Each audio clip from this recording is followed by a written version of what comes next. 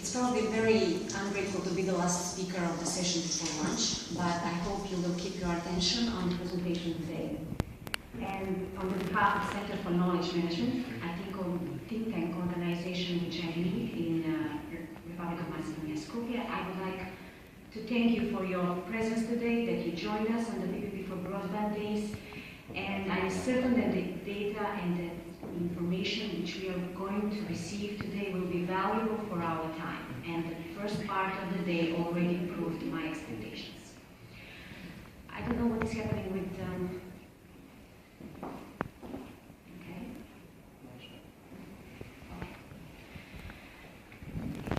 My presentation today, as recommended by the organizers of the conference, will cover two very specific aspects. One is presentation of the pilot area of Makedonska, Kamenitza and the solution that we have developed in terms of investments and PPP model.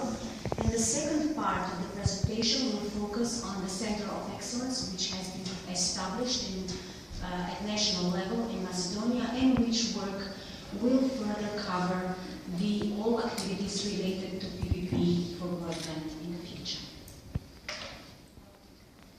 As we already understood from the presentation of the project from the speakers before, for the 4 pilot municipalities, the 4 pilot studies which are included in the PPP for broadband project, aim to test the 9 PPP models which we as a team developed within the project. One of these 4 pilot areas is Makedonska Kamenitza from Macedonia. It is located in the northeast part of Macedonia. It is a rural municipality, and the population density is in the range of 20 to 49 inhabitants per square kilometer. According to the data from the National Office of Statistics, it is categorized as an area with low internet penetration, which range goes from 10 to 15%. There is a little short visual introduction of the area provided with photos, so you can be able to better introduce the municipality.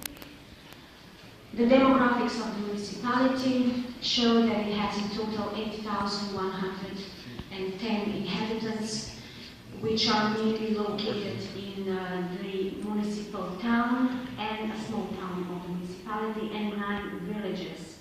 There are in total 2,693 households in the municipality. In line with the developed PPP models and tools, we approached initially with mapping of the municipality in terms to find out what is the broadband, state of the broadband coverage. State of the broadband coverage, the analysis indicated that we have mainly copper infrastructure which provides ADSL broadband in a small part of the town which has highest density. There is a public Wi-Fi network with restricted capacity and shared bandwidth in the central part of the town, and there is no broadband coverage in the rest of the municipality. Numbers show that in terms of basic ADSL, the municipal town belongs to the gray area. Villages are white, and in terms of NGA coverage, we can speak about the NGA white area for the whole municipality, simply because the 9% coverage with optical fiber that comes from the cable optic is an infrastructure which is developed over the ground and is not meeting the legal requirements, but it is functioning in a legal gray zone for a moment simply because there is no other offer in that part of the city.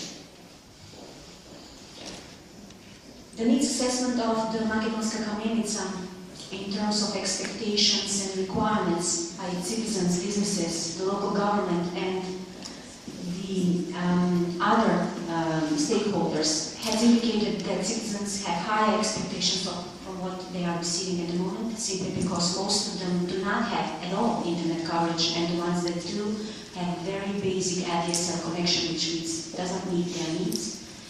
Businesses are growing in the municipality. At the moment there are 85 SMS, but because of the intensified economic activity, the construction activity of the municipality, and the activities of the very important mine located in the municipality, this number is growing, and they do need internet connection with much better performance than what they currently have. Macedonia is basically a leader in the region in e-government services, e-public services in terms of e-health, e-education, etc. All these services which connect public institutions across the country cannot function, cannot operate in Makedonska Kamenitza simply because they do not have internet coverage.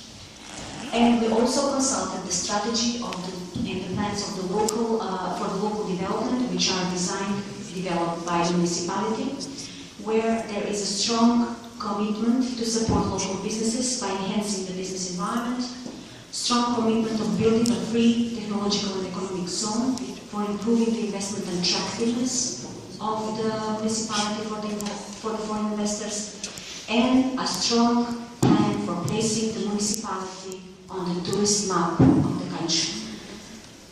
Taking all this into consideration, the network architecture, fiber to the home, and every subscriber should be connected to an optical cable to the point of presence. Thus, we proposed passive optical network technology and network topology, which is a combination of point to multipoint and point to point. In terms of geographic coverage, we focus on the municipal town and the locality of Sasa, which are the two most inhabited places of the municipality. With the proposed solution, we will cover 1,888 households out of the total 2,693 households of the municipality. Costs. Capital costs are in the range of 313,952 euros, and they cover transactional costs, costs of building, digging, costs of project development, costs of observing and monitoring. The operational costs are minimal and they are transferred to the private partner simply because the investment model is focused only on the passive infrastructure. Period of contracting is 20 years, which is the optimal life of the optical infrastructure. Ownership is in the hands of the public partner, while it is operated by the private partner. This is the actual network topology.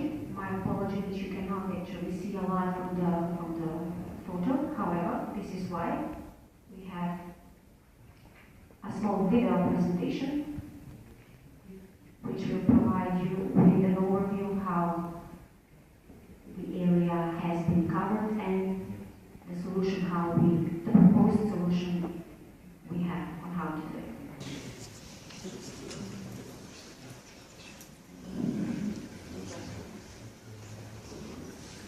So this is the small town of the municipality.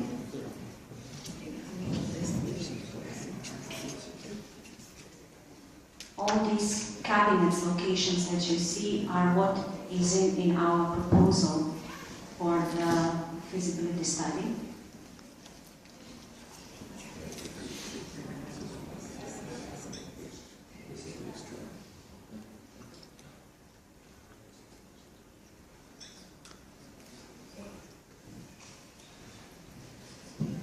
So these are all parts of the town. At the moment, only the southeast part of the town is covered with basic internet.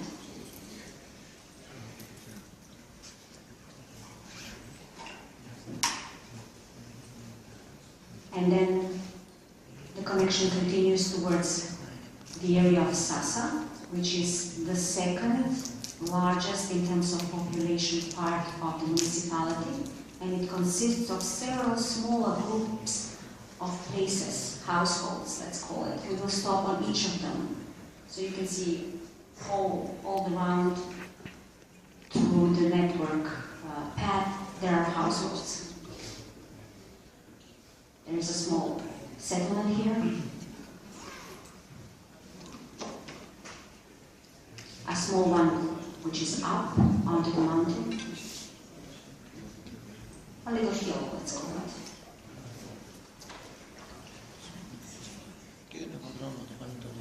Another one.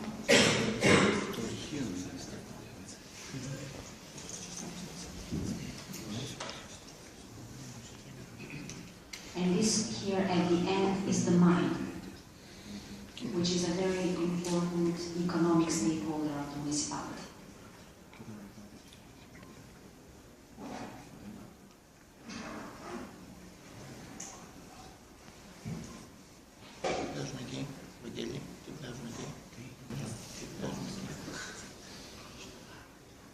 The presentation of the area with the network topology. The chosen PPP model is a joint investment with revenue sharing. In this case, the municipality wants to keep the ownership of the passive infrastructure and would like to participate with at least 30% in the investment. The business model is based on a 3-level open access network where the end users represent the 4th level.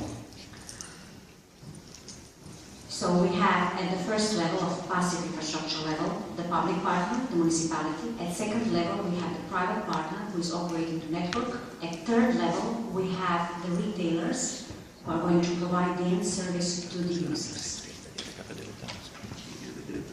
It will be an open access network at retailer level.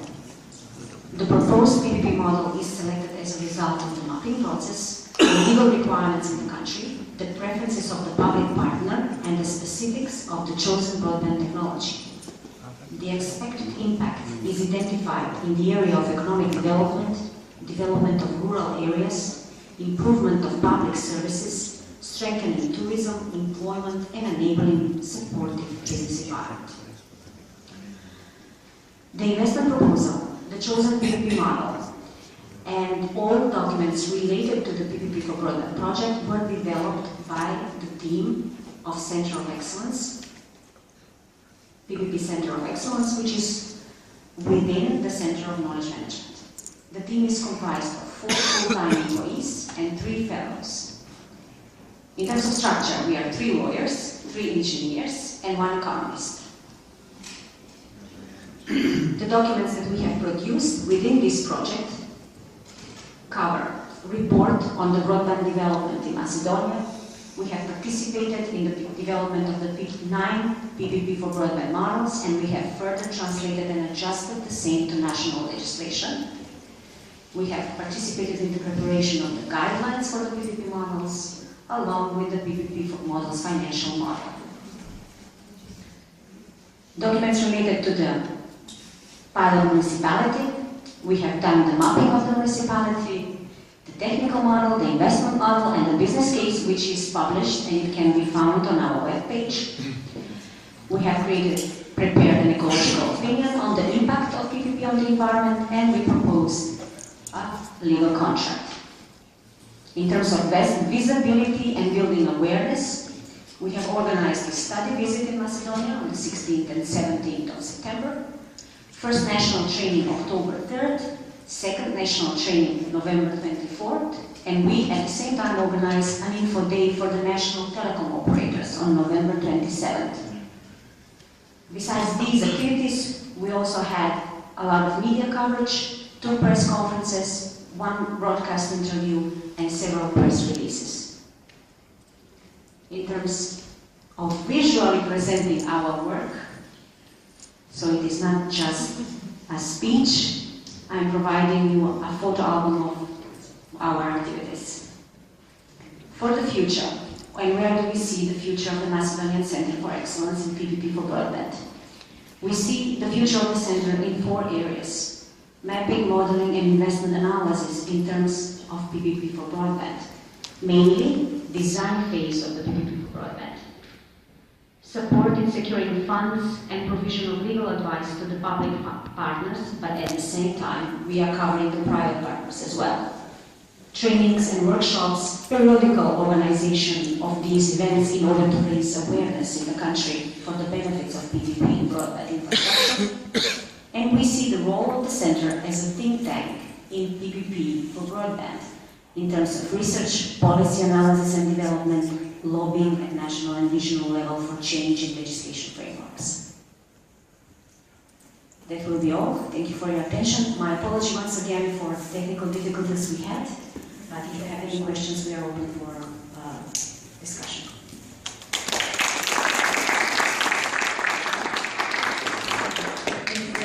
Mariana. Are there any questions from the audience?